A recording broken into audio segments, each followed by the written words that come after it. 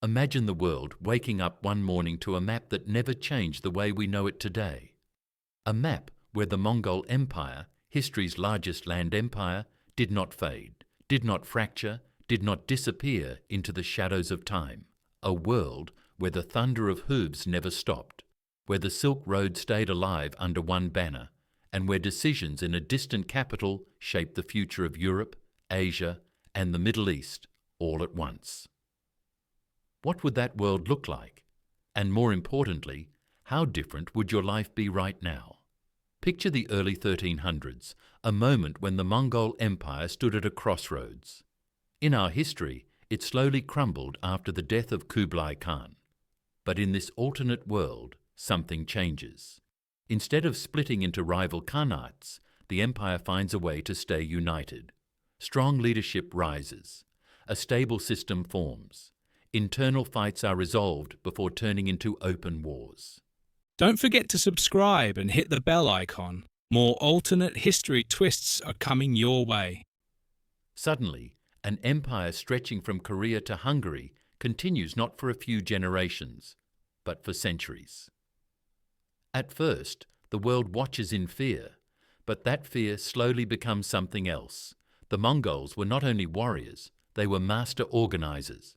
They connected cities with roads, boosted trade, protected merchants, and encouraged knowledge to flow. In this alternate reality, those roads grow wider. Those connections grow deeper. The Silk Road doesn't merely survive, it becomes the backbone of world trade. And instead of Europe discovering sea routes to escape risky land travel, many European kingdoms find themselves relying on Mongol-protected caravans for everything from spices to inventions.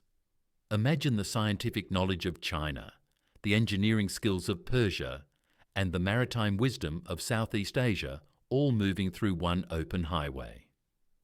Books, tools, medicine, mathematics, everything flows faster across continents.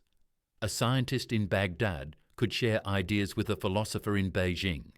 A trader in Venice could carry Mongol-approved inventions back to Europe. The world grows smarter, earlier, and then something bigger happens. With stability, cities along the Silk Road explode with life. Samarkand becomes the center of world learning. Beijing becomes a giant capital with trade offices from every corner of the empire. Even distant villages grow because they are connected to the network of roads and messengers. This empire becomes more than a military machine. It becomes the world's first truly global transportation system. But the most surprising change appears not on the battlefield, but in people's daily lives. Instead of endless border taxes and rival kingdoms blocking the way, merchants travel thousands of miles without paying a single extra coin. Crime along the Silk Road drops so low that travellers from Europe write letters home in disbelief. They describe riding for weeks without fear, sleeping in roadside stations built by the empire, and sending letters that reach their families faster than any message system Europe has ever seen. However, a united Mongol Empire also changes the balance of power. Europe, which in our history slowly grew stronger after the Middle Ages, now finds itself pushed to adapt much earlier. European kingdoms cannot sit comfortably in isolation. They must open themselves to Mongol diplomats, Mongol trade terms, and Mongol expectations. The Renaissance may still happen, but instead of flourishing first in Italy, it might start in cities influenced by Mongol culture and knowledge. Vienna, Krakow, or even Kiev could become the first great centers of learning. Leonardo da Vinci might not grow up in Florence, but somewhere along the empire's shadow, where East meets West. As the centuries pass, something even more interesting rises. The Mongols, known for their fast, agile cavalry, begin adopting technologies from the lands they rule. Gunpowder from China, steelwork from Central Asia, shipbuilding knowledge from the Indian Ocean. Rather than resisting change, the empire absorbs it. This creates a military force unlike anything the world has ever seen. Cavalry that moves faster than anyone else. armies that use rockets and cannons, and fleets capable of crossing long ocean routes. Would they have reached Europe's shores? Possibly, but maybe they wouldn't need to, because something more powerful than any army begins shaping this alternate world: trade influence. Countries that want wealth depend on Mongol trade. Countries that want peace negotiate with Mongol governors. Even faraway kingdoms outside the empire must pay attention to decisions made in Karakoram or Khanbalik. Meanwhile, the Americas remain unknown to the Mongols at first, just like in real history. But imagine a world where European explorers do not become global superpowers. Instead of Spain or Portugal leading voyages, the first major expeditions might come from Mongol-backed fleets sailing from ports in China or Southeast Asia. If they reach the American continents first, the cultural exchange that follows could be completely different. Imagine the moment when Mongol envoys step onto the shores of the New World. Instead of conquering immediately, they might approach with traders, interpreters, and diplomats. Their goal has always been connection, roads, alliances, and tribute, not always destruction. The Americas might experience a slower, more organised contact with the Old World, changing the course of indigenous history profoundly. Entire civilizations could develop closer ties with Eurasia instead of collapsing from sudden invasions and diseases. And back in the Old World, something interesting happens as communication grows easier.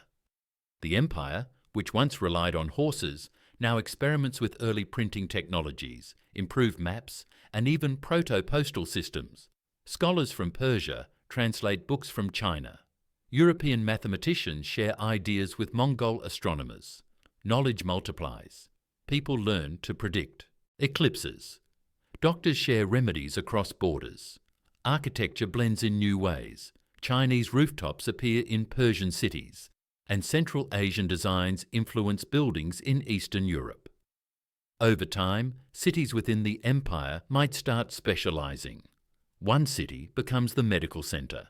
Another becomes the engineering capital. Another leads in astronomy.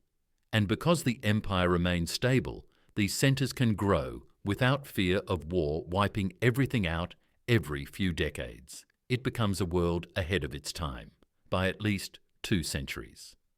But no empire can survive without challenges. As the population grows and trade intensifies, cultural differences begin testing the system. People speak hundreds of languages, use different writing systems, and follow different customs. The Mongol administrators must evolve from conquerors to managers. They build councils, local offices, and shared laws that allow different regions to keep their identity while remaining part of the massive whole. This forces the empire to become less about one tribe and more about a network of cultures under one umbrella. Now imagine the moment when Europe enters the industrial age.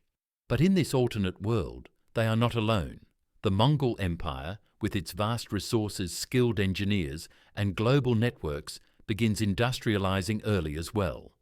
Coal mines in China, ironworks in Central Asia, and workshops in Persia all get connected into a single economic engine. Railways cross deserts.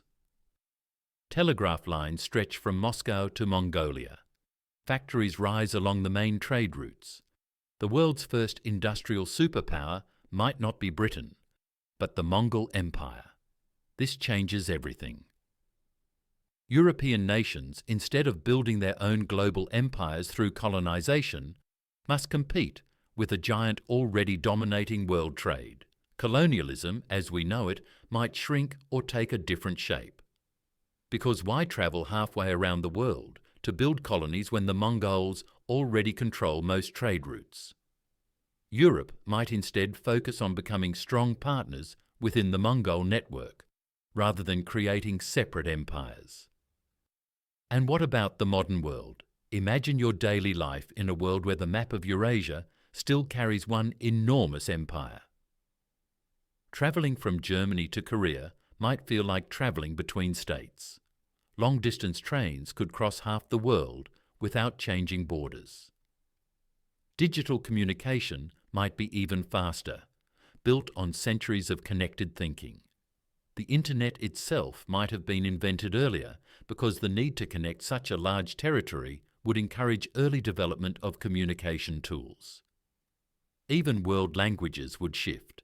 Instead of English dominating global communication, a blend of Mongol, Chinese, Persian and Turkic languages might become the international standard. You might be speaking a completely different world language today. And the biggest question, would this alternate world be peaceful? Not entirely. No empire is perfect. Conflicts would still rise. People would still disagree. Regions might demand independence. But the scale of shared culture and shared commerce could reduce many historical wars that happen because of divided kingdoms. Instead of nations competing constantly, much of Eurasia would cooperate under one long-lasting system.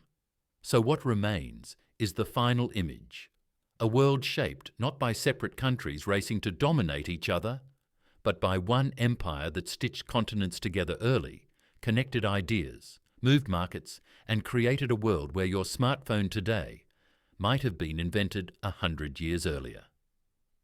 If the Mongol Empire had never collapsed, the world we know would not just be different, it would be unrecognizable.